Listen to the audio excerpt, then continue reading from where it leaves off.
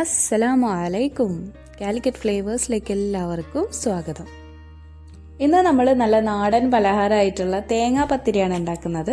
രാവിലെ ബ്രേക്ക്ഫാസ്റ്റിനോ അല്ലെങ്കിൽ ഈവനിങ് സ്നാക്കായിട്ടൊക്കെ ഉണ്ടാക്കാൻ പറ്റിയ നല്ലൊരു പലഹാരമാണ്. പുറമേ നല്ലൊരു ക്രിസ്പിനെസ്സും ഉള്ളിൽ ആ തേങ്ങൻ്റെ ചെറിയ ക്രഞ്ചിനെസ്സും നല്ല മധുരമൊക്കെ ആയിട്ട് കഴിക്കാൻ നല്ല ടേസ്റ്റുള്ള എന്നാൽ ഉണ്ടാക്കാൻ നല്ല എളുപ്പമായിട്ടുള്ള ഒരു പലഹാരം തന്നെയാണ്. അപ്പോൾ നമുക്ക് വേഗം റെസിപ്പിയിലേക്ക് പോവാം അല്ലേ. ബിസ്മില്ലാ. അപ്പോൾ നമ്മൾ തേങ്ങാപ്പത്തിരിക്ക് വേണ്ടിയിട്ട് ആദ്യം തന്നെ നമുക്ക് അരി ഒന്ന് കുതിർത്ത് വെക്കണം. അതിന് വേണ്ടിയിട്ടാണ് ഞാനിവിടെ വെള്ളം ചൂടാക്കാൻ വെച്ചിട്ടുള്ളത്.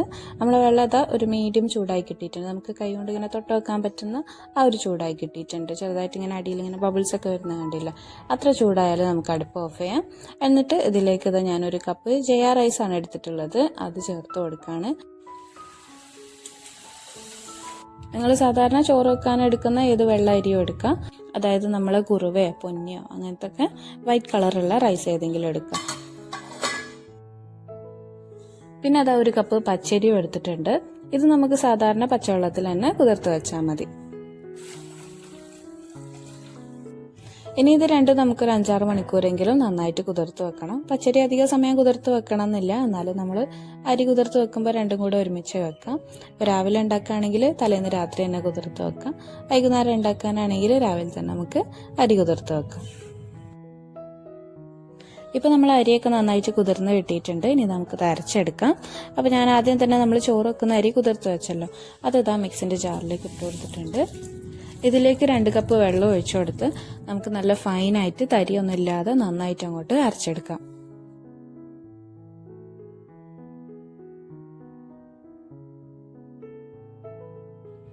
ഇനി നമുക്ക് പച്ചരിയും അതുപോലെ തന്നെ നന്നായിട്ട് അങ്ങോട്ട് അരച്ചെടുക്കാം.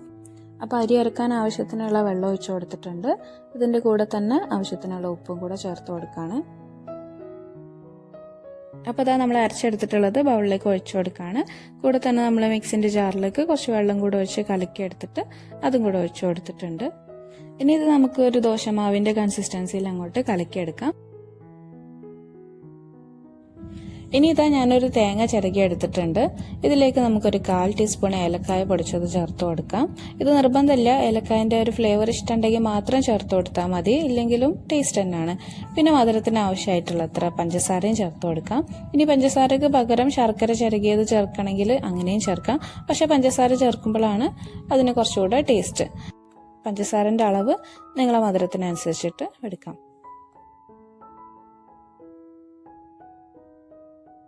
ഇനി ഇത് കൈകൊണ്ട് തന്നെ നന്നായിട്ട് തിരുമ്മി അങ്ങോട്ട് കുഴച്ചെടുക്കാം. ഇനി നമുക്കിത് അങ്ങോട്ട് ചുട്ടെടുക്കാം. അതിന് വേണ്ടിയിട്ട് ഞാനിത് ഒരു പാൻ അടുപ്പത്ത് വെച്ചിട്ട് ചൂടാക്കി എടുത്തിട്ടുണ്ട്. ഇതിപ്പോൾ കാസ്റ്റ് അയൺ പാൻ ആയതുകൊണ്ട് ഞാൻ ചെറുതായിട്ടൊന്ന് എണ്ണ ഗ്രീസ് ചെയ്തെടുത്തിട്ടുണ്ട്. അപ്പോൾ ആ പാൻ നന്നായിട്ട് ചൂടായിട്ടുണ്ട്. ഇതിലേക്ക് ഇനി ഒരു കയ്യിൽ മാവ് ഒഴിച്ചു കൊടുക്കുകയാണ്. അപ്പോൾ ഈ മാവിൻ്റെ കൺസിസ്റ്റൻസി ഒന്ന് ശ്രദ്ധിച്ചോളൂ. അധികം തിക്കും അല്ല അധികം ലൂസ് അല്ലാത്തൊരു കൺസിസ്റ്റൻസിയാണ്. വല്ലാത്ത തിക്കായാലും നമ്മളെ പത്തിരി വെന്ത് കിട്ടാൻ പിന്നെ കുറച്ച് ബുദ്ധിമുട്ടായിരിക്കും. അപ്പോൾ ഇതിൻ്റെ ഒരു തിക്നെസ് പ്രത്യേകം ഒന്ന് ശ്രദ്ധിക്കാം. വല്ലാതെ തിക്കാവരുത്, എന്നാൽ വല്ലാത്ത ലൂസ് ആവുകയും ചെയ്യരുത്. ഇനി ഇതിൻ്റെ മിഡിലായിട്ട് നമ്മൾ നേരത്തെ കുഴച്ച് വെച്ചിട്ടുള്ള തേങ്ങാപ്പണ്ട് ഇട്ട് കൊടുക്കാം. അത്യാവശ്യം നല്ലോണം തന്നെ തേങ്ങ ഇട്ട് കൊടുക്കണം, എന്നാലേ തന്നെ ടേസ്റ്റ് ഉണ്ടാവുള്ളൂ. അപ്പോൾ ഇതാ നമ്മൾ അത്യാവശ്യം തേങ്ങ ഒക്കെ ഇട്ട് കൊടുത്തിട്ടുണ്ട്.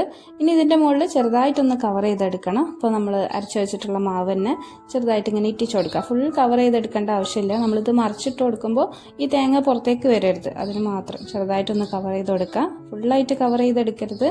അതെന്താണെന്ന് ഞാൻ പറഞ്ഞുതരാം.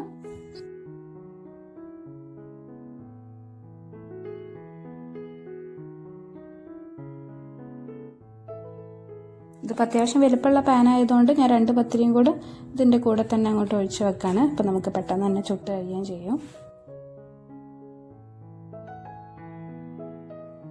അപ്പോൾ ഇതാ നമ്മൾ ആദ്യം ഒഴിച്ച പത്തിരിൻ്റെ ഒരു സൈഡ് കുക്കായി കിട്ടിയിട്ടുണ്ട്. നമുക്കിത് അങ്ങോട്ട് മറിച്ചിട്ട് കൊടുക്കാം. ഞാനിതിപ്പോൾ മറിച്ചിട്ടപ്പോൾ മറ്റേ പത്തിരിമ തട്ടിയിട്ടുണ്ട്.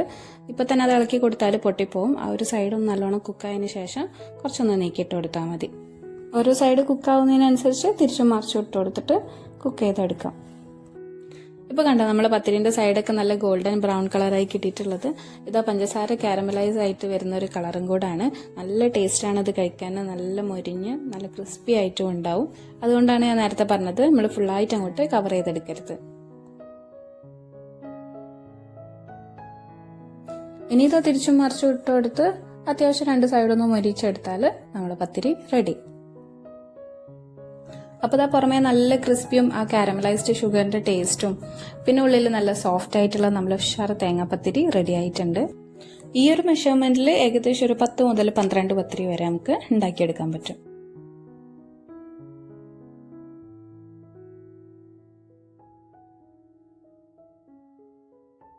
അപ്പോൾ ഇത്ര ഉള്ള പരിപാടി നമ്മളെ തേങ്ങാപ്പത്തിരി ഉണ്ടാക്കാൻ സിമ്പിൾ അല്ലേ. അപ്പോൾ എല്ലാവരും ഉണ്ടാക്കി നോക്കുക. ഉണ്ടാക്കി നോക്കുമ്പോൾ നിങ്ങളുടെ അഭിപ്രായങ്ങളും കൂടെ അറിയിക്കുക. ഫോട്ടോസൊക്കെ അയച്ചു തരാം. അപ്പോൾ ഇൻഷാ അല്ലാഹ് ഇനി നമുക്ക് വീണ്ടും നല്ല നല്ല റെസിപ്പി വീഡിയോസ് ഒക്കെ ആയിട്ട് കാണാം. അസ്സലാമു അലൈക്കും വറഹ്മത്തുള്ളാഹി വബറകാതുഹു.